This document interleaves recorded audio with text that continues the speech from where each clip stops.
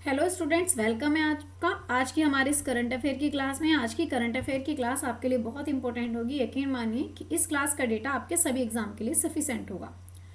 इस क्लास की पीडीएफ के लिए डिस्क्रिप्शन में टेलीग्राम लिंक दिया हुआ है, जाकर के ज्वाइन कर लेंगे, आपको टेलीग्राम पे पीडीएफ मिल जाएगी। और ये क्लास आपकी डेली होती है। और जो बच्चे इस क्लास को पहली बार हैं यहाँ पे, तो वो इस टेलीग्राम चैनल को ज्वाइन कर लेंगे और बाकी सभी अपडेट्स के लिए भी इस चैनल को सब्सक्राइब कर लेंगे, ताकि सारी क्लासेस आपको टाइम पर मिलती रहें। चलिए, तो ये क्लास आपकी बहुत इंपॉर्टेंट होने वाली है करंट अफेयर की। इसका डेटा बहुत अच्छा होगा आपके सभी एग्जाम के लिए। स्टार्ट करते हैं हम अपनी आज की क्लास। हमारी क्लास का पहला सवाल है यहाँ पे कि हाल ही में ग्रेट बैकयार्ड बर्ड काउंट, इसमें जो है लगातार तीसरे साल में सबसे ज़्यादा प्रजातियों के साथ कौन सा ऐसा राज्य है जिसने शीर्ष स्थान हासिल करा है। तो जो यहाँ पे ग्रेट बैकयार्ड है, अगर इनकी बात करूँ कि ग्रेट बैकयार्ड बर्ड हैं, इनकी लिस्ट में जो है अगर काउंट करा जाए इसमें, तो पिछले यानी कि लगातार 3 सालों से सबसे ज़्यादा जो है यहाँ पे जो बैकयार्ड बर्ड है या बैकयार्ड पक्षी हैं वो यहाँ पे हैं। तो ये जो प्रजातियाँ सबसे ज़्यादा प्रजातियाँ हैं, और इसके लिए जो है सबसे अच्छा स्थान किस राज्य ने रखा है? पश्चिम बंगाल ने रखा है, केरल ने, उत्तराखंड ने, या फिर यहाँ पे सिक्किम ने। देखो, अगर बात करें यहाँ पे कि जो ग्रेट बैकयार्ड बर्ड काउंट है, अगर इसकी बात करें जाए यहाँ पे आपसे कि जो ग्रेट बैकयार्ड बर्ड काउंट है ना, अगर इसकी बात करें तो लगातार 3 सालों से जो है इसमें शीर्ष स्थान रख रहा है हमारा, है ना। तो लगभग अगर इसकी बात करें तो यानी कि ये जो है लगातार तीसरे साल भी वही तीसरे साल की बात करूं तो तीसरे साल में भी इसने जो है टॉप स्थान हासिल करा है। और टॉप स्थान हासिल करके पहले नंबर पे जो स्टेट आया है वो आया है हमारा वेस्ट बंगाल, पश्चिम बंगाल आता है। और दूसरे नंबर पर जो आया है इस लिस्ट में, तो दूसरे नंबर पर आया है उत्तराखंड, जो इस दूसरे नंबर पर आया है। और अगर इसमें मैं बात करूं कि जो वेस्ट बंगाल है, इस वेस्ट बंगाल में जो पक्षियों की बात करें तो लगभग पक्षियों की संख्या कितनी है? 1064 लगभग इतनी प्रजातियां हैं वेस्ट बंगाल में, जो इतनी सारी प्रजातियों को लेकर के शीर्ष स्थान हासिल करा है आपके वेस्ट बंगाल ने। ठीक है।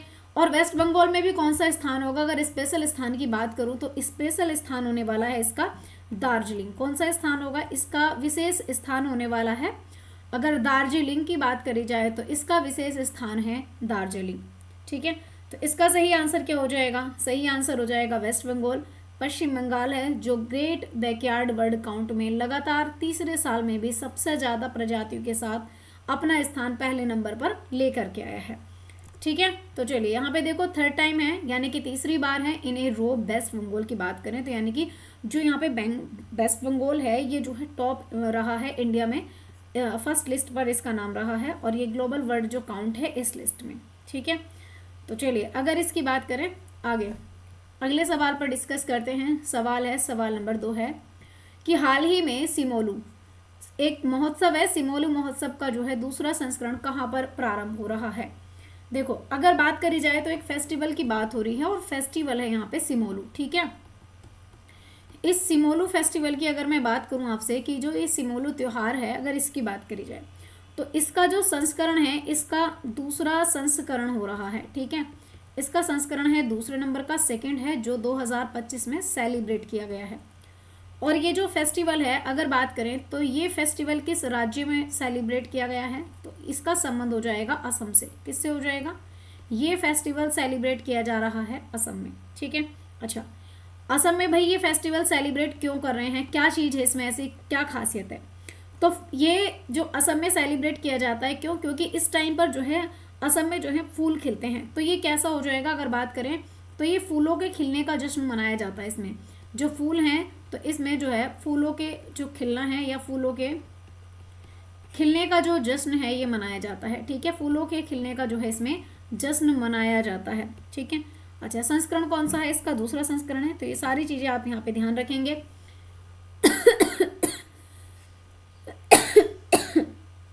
सॉरी, इसका आंसर हो जाएगा ऑप्शन डी, यानी कि जो है यहाँ पे सिमोलू फेस्टिवल की बात करें तो ये कहाँ हो जाएगा? असम में।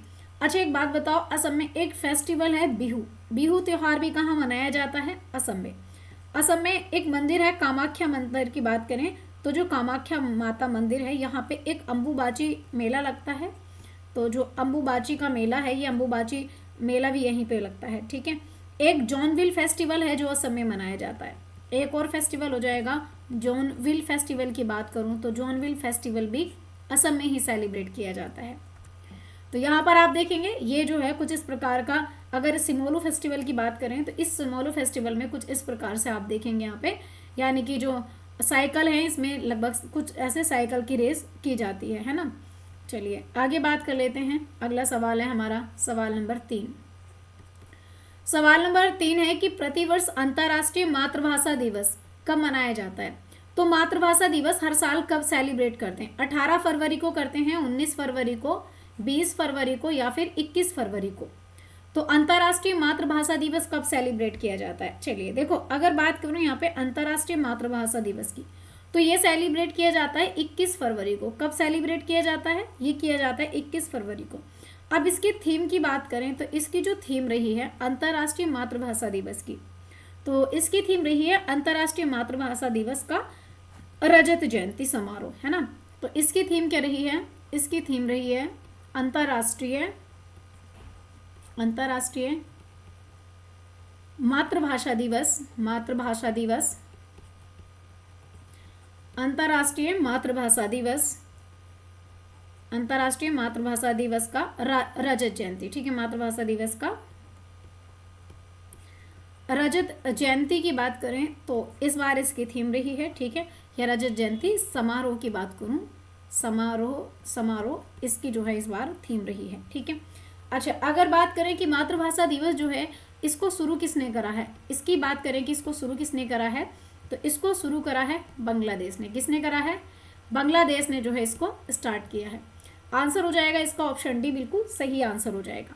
चलिए, तो यहाँ पे देखो, अगर बात करें इंटरनेशनल मदर लैंग्वेज डे की बात करी जाए तो जो इंटरनेशनल मदर लैंग्वेज डे है जो 21 फरवरी को सेलिब्रेट होता है और इसकी थीम है अंतर्राष्ट्रीय मातृभाषा दिवस, जो है इसका रजत जयंती समारोह, और ये जो है शुरुआत की जाती है इसकी बांग्लादेश से, ठीक है। चलिए अगला सवाल है सवाल नंबर 4। चलिए देखते हैं सवाल नंबर 4। हाल ही में पंकज अंडवाणी ने 14वां एशियाई स्नूकर स्वर्ण पदक जो है ये कहाँ पर जीता है? तो भाई पहली बात तो देखो, एशियाई स्नूकर स्वर्ण पदक है ना। तो और ये जीता है पंकज अंडवाणी ने, 14वें नंबर का है। ये लंदन में जीता है, रोम में जीता है, दोहा में या फिर इंदौर में? चलिए आंसर बताएंगे। पहली बात तो देखो, ये एशियाई स्नूकर स्वर्ण पदक है क्या चीज? तो ये है आपका एशियाई स्नूकर स्वर्ण पदक की बात कर रहे हैं हम यहाँ पे, ये है स्वर्ण पदक, ठीक है। चलो, अब इसको जीता किसने है? सबसे पहली बात है कि भी इसको जीता कौन है, तो इसके जो विजेता हैं ये हैं पंकज अंडवाणी, ठीक है। ये कौन हो जाएंगे? पंकज अंडवाणी की बात करूं तो ये पंकज अंडवाणी हो जाएंगे। अच्छा, तीसरी बात ये है कि भाई ये किस क्रम का पदक होगा? अगर बात करें तो ये होगा हमारा 14वां पदक होने वाला है, ठीक है। अच्छा, अब ये कहाँ पर अगर बात करी जाए कि भाई ये जो है कहाँ पर जीता गया है, तो ये जीता है पंकज अंडवाणी ने। और ये कहाँ जीता है? अगर मैं कहूँ कि भाई ये कहाँ पर जीता है इन्होंने, तो ये जो जीता है, कहाँ जीता है? ये जीता है इन्होंने दोहा, कतर में। कहाँ जीता है? दोहा में, ठीक है। इन्होंने जो जीता है ये जीता है दोहा में।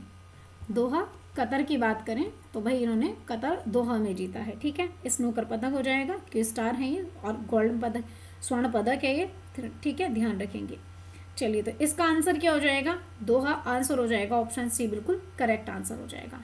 चलिए आगे बात कर लेते हैं। अगला सवाल है सवाल नंबर 5। चलिए देखते हैं सवाल नंबर 5।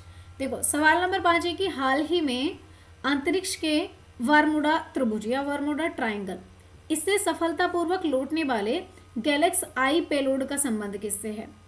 तो ये अग्निकुल कॉस्मोस से रिलेटेड है, या ध्रुव एरोस्पेस से, या स्पेस जो स्टार्टअप है इससे, या फिर बैलोट्रिक जो एरोस्पेस है इससे। देखो, वार्मुडा त्रिभुज की बात कर रहे हैं, है ना। तो अगर मैं बात करूं वार्मुडा ट्रायंगल की, तो बात हो रही है वार्मुडा ट्रायंगल, और यहाँ से ना सफलतापूर्वक लौटा है एक अंतरिक्ष है जो है गैलेक्स आई पेलोड, ठीक है। तो ये भाई सक्सेसफुल लौट आया। अगर मैं आपसे बात करूं कि जो नॉर्थ अमेरिका है, नॉर्थ अमेरिका के पास में एक वार्मुडा ट्रायंगल है, जैसे वैसे ही स्पेस में भी एक ट्रायंगल है। जैसे यूएसए के पास में जो मैं कहूँ कि जो नॉर्थ अमेरिका है उसके साउथ में जो ट्रायंगल है, उस ट्रायंगल से जितने भी हमारे जहाज या तो उसके ऊपर से जाते हैं या वो जो समुद्र के माध्यम से जाते हैं, तो वहाँ पे ग्रेविटी फोर्स इतना ज़्यादा है कि वहाँ से कोई भी वाहन जब जाता है तो वो इतना एरिया उस जहाज को या फिर उस वाहन को अपनी तरफ अंदर खींच लेता है ना। तो इसी तरीके की एक ग्रेविटी, बहुत ज़्यादा ग्रेविटी फोर्स वाली जो है एक अंतरिक्ष, या मैं कहूँ कि अंतरिक्ष में जो है स्पेस में एक चुंबकीय बल है, ठीक है। वहाँ पर जो है एक उपग्रह भेजा गया था और वो जो है यहाँ पे सक्सेसफुल आ चुका है ना। तो ये उपग्रह जो है, अगर बात करें कि देखो अंतरिक्ष की बात करें, है ना, जो अंतरिक्ष है, इस अंतरिक्ष में जो है एक वारमूडा ट्राइंगल की बात करूँ तो जैसे वारमूडा है, ए वारमूडा त्रिभुज है जो ट्राइंगल मैंने बताया, तो अंतरिक्ष में भी एक वर्मुडा त्रिभुज है। अब ये है क्या चीज़, तो ये चुंबकीय बल जो है यहाँ पे बहुत ज़्यादा है ना। तो है क्या, देखो इसमें जो है जो चुंबकीय शक्ति है ये बहुत ज़्यादा है। चुंबकीय शक्ति कैसी है, बहुत ही ज़्यादा शक्ति है, जिसके कारण क्या होता है कि जब कोई भी यहाँ पे स्पेस, या मैं कहूँ कि कोई भी यहाँ पे उपग्रह जाता है, या कोई भी यहाँ पे अगर कोई भी उपग्रह जाता है तो वो क्या हो जाता है, इसमें फंस जाता है और वापस नहीं आ पाता। तो यहाँ पे इस वारमोडा में जो है एक उपग्रह गया है, और इस उपग्रह की बात करी जाए तो ये गैलेक्स आई पेलोड है ना। तो ये कौन सा हो जाएगा, ये हो जाएगा आपका गैलेक्स आई। अगर बात करें तो गैलेक्स आई पेलोड की बात करी जाए, गैलेक्स आई पेलोड जो है ये हो जाएगा, और ये ना सफलतापूर्वक वापस आ गया है यहाँ से गुजर के, है ना।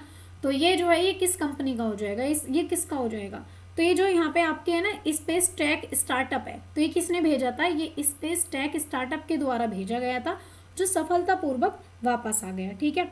और अगर यहाँ पे देखो गैलेक्स आई, ये जो गैलेक्स आई स्पेस टेक कंपनी का हो जाएगा, ठीक है। ये स्पेस टेक जो कंपनी है, ये स्टार्टअप है, इसका हो जाएगा ये उपग्रह, ठीक है।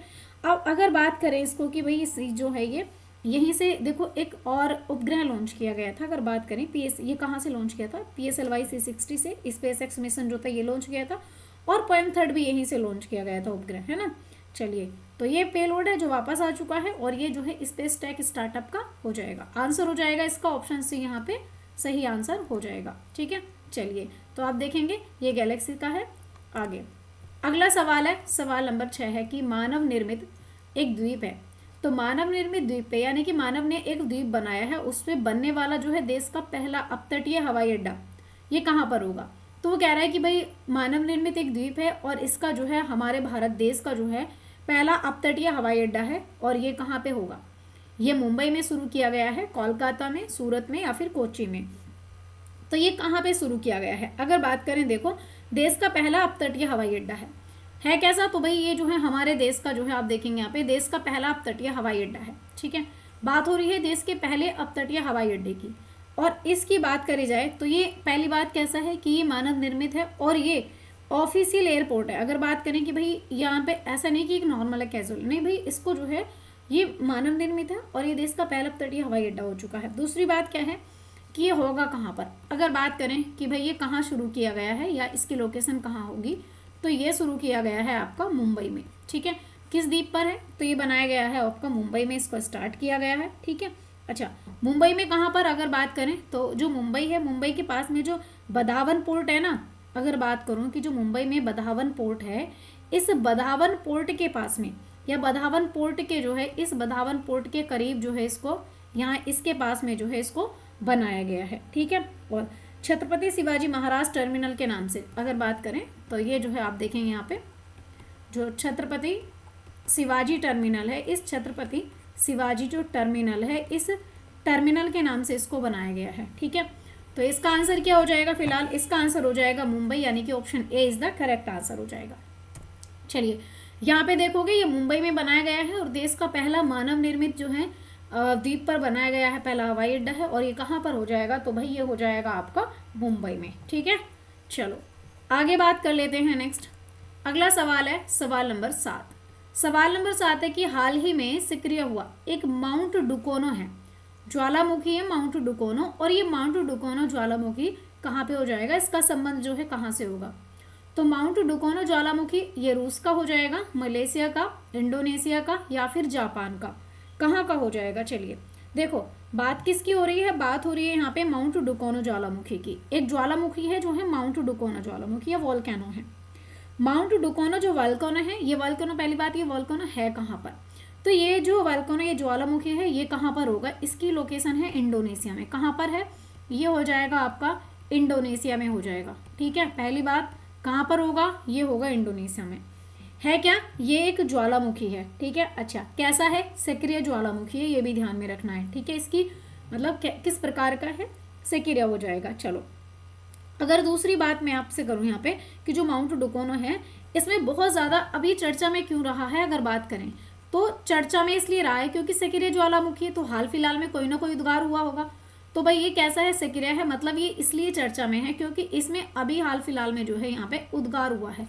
और उद्गार, या मैं कहूँ कि जो विस्फोट हुआ है बहुत ही तीव्रता का, बहुत ही ज़्यादा तीव्रता का इसमें विस्फोट हुआ है। विस्फोट इतना ज़्यादा हुआ है कि लगभग 2 किलोमीटर ऊपर तक जो है इसके राख के छींटे दिए गए हैं या गए हैं, और 2 किलोमीटर तक जो है राख ही राख है। और इसके बहुत बड़े एरिया में इतना पॉल्यूशन हो रहा है, या इतनी राख और धुआं है कि यहाँ पे जितने भी हवाई सेवाएं हैं, इसके आसपास की सभी हवाई सेवाओं को कर दिया गया है बंद, ठीक है। चलिए, तो अगर बात करें तो ये कहाँ हो जाएगा, इंडोनेशिया में हो जाएगा। इसका आंसर हो जाएगा यहाँ पे ऑप्शन सी, ठीक है। चलिए, देखो आपको लग रहा होगा बहुत ही आसान सवाल है, आसान तो है, लेकिन जब वो माउंट डुकोनो पूछेगा आप कहोगे तो ज्वालामुखी पूछा है और ये ज्योग्राफी का सवाल है, लेकिन इसका संबंध आपके करंट अफेयर से भी होगा। क्यों पूछा है उसने, देखो ज्योग्राफी, हिस्ट्री, पॉलिटी वही चीजें आपके एग्जाम में आती हैं जो कहीं ना कहीं करंट में कहीं ना कहीं चर्चा में रही होती है ना। चलिए, अगला सवाल है सवाल नंबर 8। सवाल नंबर 8 है कि हाल ही में मेजराना वन क्वांटम प्रोसेसर जो है ये किसने लॉन्च किया है। तो मेजराना वन क्वांटम प्रोसेसर, इसको लॉन्च किसके द्वारा किया गया है सॉरी, ये गूगल ने लॉन्च किया है, टेस्ला ने लॉन्च किया है, माइक्रोसॉफ्ट ने किया है, या फिर इसको अमेजन ने लॉन्च किया है। तो इसको जो लॉन्च किया है, इसको लॉन्च किसने किया है। चलिए देखो, अगर बात करें यहाँ पे कि एक मेजराना वन क्वांटम प्रोसेसर है ना, है क्या चीज, एक मेजराना वन क्वांटम प्रोसेसर है। अगर इस मेजराना वन क्वांटम प्रोसेसर की बात करूं तो ये है क्या चीज, एक मेजराना वन, ये क्या है, क्वांट प्रोसेसर है एक तरीके का, ठीक है। अच्छा, अब इसको जो लॉन्च किया है, अगर बात करूं कि इसको लॉन्च किसने किया है, तो इसको लॉन्च जो किया है वो किया है माइक्रोसॉफ्ट ने। किसने लॉन्च किया है, इसको माइक्रोसॉफ्ट के द्वारा जो है इसको लॉन्च किया गया है, माइक्रोसॉफ्ट ने इसको लॉन्च किया है। अच्छा भाई, क्या खास बात है इसमें, अगर इसकी खास बात की बात करूं तो भैया खास बात इसमें यह है कि ये पहली बात तो इसका जो आकार है हथेली के बराबर आकार है, यानी कि आकार कैसा है, हमारी जो हथेली होती है इस हथेली के बराबर आकार है, मतलब छोटा आकार है, इसका आकार में छोटा हो जाएगा, ठीक है। अच्छा, और दूसरी बात क्या है, बहुत ज़्यादा आकार में छोटा है और बहुत ज़्यादा शक्तिशाली भी है, यानी कि शक्तिशाली भी है, अधिक शक्तिशाली है, ठीक है। और इसको तैयार किसने करा है, अगर बात करें कि भाई इसको लॉन्च तो यहाँ पे माइक्रोसॉफ्ट ने किया है, तैयार किसने करा है, तो जो मेजराना कण है इसके द्वारा, यानी कि इसको जो है यहाँ पे जो मेजराना कण है, इन मेजराना कण के द्वारा जो है इसको तैयार किया गया है, ठीक है। चलिए, और तीसरी बात है कि ये जो है किस पर निर्भर होगा, अगर बात करें तो ये जो निर्भर होगा ये क्यूबिट पे निर्भर होने वाला है। किस पर, जो क्यूबिट है इस क्यूबिट पर ये निर्भर होने वाला है, ठीक है। तो आंसर क्या हो जाएगा, माइक्रोसॉफ्ट, यानी कि जो कंपनी यूएसए की है, ठीक है। अगर बात करूं तो ये यूएसए की हो जाएगी माइक्रोसॉफ्ट, इसने मेजराना फर्स्ट क्वांटम प्रोसेसर को लॉन्च किया है, ठीक है। यहाँ पे देखेंगे माइक्रोसॉफ्ट जो है, माइक्रोसॉफ्ट ने जस्ट क्या कह रहा है कि यहाँ पे एनेबल इसको बनाया है। चलिए, मेजराना को, मेजराना फर्स्ट है ये, ठीक है। चलिए आगे बात कर लेते हैं, अगला सवाल है सवाल नंबर 9। सवाल नंबर 9 है कि हाल ही में मुख्य आर्थिक सलाहकार के पद पर किसे नियुक्त किया गया है। तो जो मुख्य आर्थिक सलाहकार हैं इसके पद पर, और ये सवाल इंपोर्टेंट हो जाएगा, कभी भी एग्जाम में पूछा जाएगा, ये ज्ञानेश कुमार को अपॉइंट किया गया है, वी अनंता नागेश्वरन को, या ज्ञानेंद्र प्रताप सिंह को, या वी नारायणन को।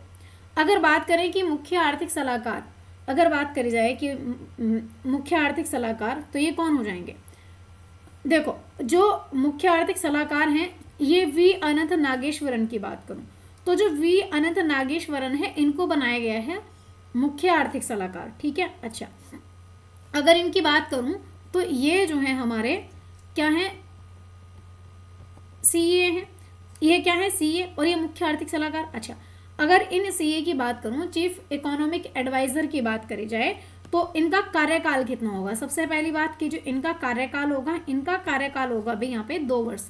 क्यों भाई, इनका कार्यकाल अपॉइंट क्या मतलब इनका ही कार्यकाल कैसा कर दिया गया है, इनका कार्यकाल और 2 वर्ष जो है इनका कार्यकाल और बढ़ा दिया गया है। ठीक है, तीसरी बात अगर मैं बात करूं यहाँ पे तो इनको इकोनॉमिक सिक्योरिटी की जिम्मेदारी दी गई है ना, इकोनॉमिक सिक्योरिटी जो है इसकी जिम्मेदारी दी गई है। और अगर बात करें तो इन्होंने जिम्मेदारी निभाई थी, बजट से एक दिन पहले जो इन्हें जिम्मेदारी दी गई थी वो इन्होंने निभाई थी और इसी के अकॉर्डिंग इनकी प्रभुता को देखते हुए इनको अपॉइंट किया गया। तो इसका आंसर हो जाएगा ऑप्शन बी, यहाँ पे सही आंसर हो जाएगा। ठीक है, चलिए ये हो जाएंगे हमारे, अगर बात करी जाए यहाँ पे कि चीफ इकोनॉमिक एडवाइजर कौन हो जाएंगे, ये हैं हमारे चीफ इकोनॉमिक एडवाइजर वी अनंत नागेश्वरन। ठीक है, चलिए आगे बात कर लेते हैं। अगला सवाल है हमारा सवाल नंबर 10। सवाल नंबर 10 है कि हाल ही में टाइम मैगजीन ने women of the year, time magazine ने वुमेन ऑफ द ईयर से किसे सम्मानित किया है। चलिए बहुत अच्छा सवाल है और आपके एग्जाम में आने के इसके 100% चांस भी हैं। तो ये पूर्णिमा वर्मन को बनाया गया है, ये इनको सम्मानित किया गया है, रेखा गुप्ता को, नीता अंबानी को, चंद्रिका टंडन को। देखो अगर बात करें वुमेन, यहाँ पे देखो टाइम मैगजीन जो है ना, अगर बात करूँ मैं यहाँ पे जो टाइम मैगजीन है, ये टाइम मैगजीन की बात करी जाए तो टाइम मैगजीन जो है 2 तरीके की चीज़ें निकालती है। देखो टाइम मैगजीन ने एक तो पर्सन ऑफ द ईयर चुने थे, है ना, और एक चुने थे वुमेन ऑफ द ईयर, है ना। एक अगर बात करूँ यहाँ पे तो ये जो बात कर रहे हैं हम, ये बात कर रहे हैं यहाँ पे वुमेन ऑफ द ईयर की बात कर रही हूँ, वुमेन ऑफ द ईयर की बात करूँ। ठीक है,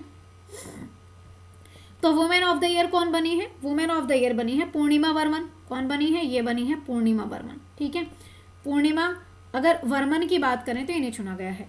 और यहीं पे मैं पर्सन ऑफ द ईयर की बात करूं, अगर मैं यहाँ पे आपसे बात करूं कि भाई जो पर्सन ऑफ द ईयर थे, पर्सन ऑफ द ईयर की बात करी जाए तो पर्सन ऑफ द ईयर किसे चुना गया था, पर्सन ऑफ द ईयर बने थे डोनाल्ड ट्रंप। कौन बने थे, ये बने थे डोनाल्ड ट्रंप की बात करें तो डोनाल्ड ट्रंप यहाँ पे पर्सन ऑफ द ईयर बने थे। ठीक है, अच्छा जो पूर्णिमा वर्मन है अगर इनकी बात करूं तो ये जो है हमारी इस नंबर पे यानी कि 14वें नंबर की जो है यहाँ पे महिला हो जाएंगी ये, अगर बात करें तो ये 4th यानी कि 14वें नंबर की महिला हो जाएंगी। ठीक है, अच्छा और इनका संबंध कहाँ से हो जाएगा, तो ये जो थी ये संबंध रखती हैं असम डिस्ट्रिक्ट से। कहाँ से, असम जिले से संबंध रखती हैं और 5 बार ये जो है चैंपियन ऑफ द अर्थ का पुरस्कार भी जीत चुकी हैं। अगर इनकी बात करूँ तो ये जो है लगभग 5 बार ये चैंपियन ऑफ द ईयर की बात करें, चैंपियन ऑफ द ईयर जो है ये चैंपियन ऑफ द ईयर का, इस चैंपियन ऑफ द ईयर का champion of the year earth year की बात करें तो इसका पुरस्कार भी जीत चुकी हैं और 2 बार इन्हें विटली गोल्ड अवार्ड मिल चुका है, 2017 में और 2024 में। अगर बात करें कि 2017 और 2024 की बात करें तो इन्हें जो है 2 बार विटली अवार्ड जो है, विटली अवार्ड, इससे भी इनको सम्मानित किया जा चुका है अगर पूर्णिमा वर्मन की बात करी जाए तो। ठीक है, अगर बात करें किस लिए, अब जो इनको यहाँ पे क्या बोलते हैं मिला, अगर क्या बोलते हैं जो वुमेन ऑफ द ईयर चुनी गई हैं तो ये जो है हरागिल पक्षी के संरक्षण के लिए इनको चुना गया है और ये हो जाएंगे पूर्णिमा देवी वर्मन। ठीक है, पूर्णिमा वर्मन आंसर हो जाएगा ऑप्शन ए, यहाँ पे देखेंगे वुमेन ऑफ द ईयर। ठीक है, चलिए तो इसका सही आंसर। चलिए तो आज के लिए हम इतना ही अपना सेशन रखते हैं, आज के लिए इतनी ही क्लास रखेंगे, बाकी सारी क्लास हमारी आपको टाइम टू टाइम अपडेट मिलती रहेंगी, सारी चीज़ें आपको टाइम टू टाइम मिलती रहेंगी। ठीक है, चलिए बाकी देखते हैं कल, आज के लिए इतना ही रखते हैं। Thank you for watching guys.